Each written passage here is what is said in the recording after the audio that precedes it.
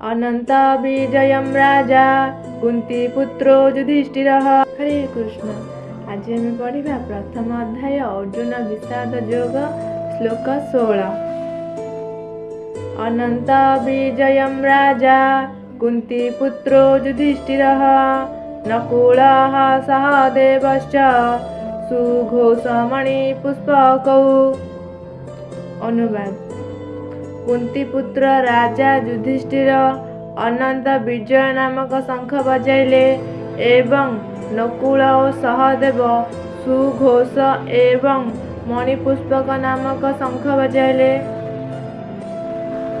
यही श्लोक कहुई कुंती पुत्र राजा युधिष्ठिर अनंत विजय नामक शंख बजाइले एवं नकुल और सहदेव सुघोष एवं मणिपुष्पक नामक शंख बजाइले। हरे कृष्ण।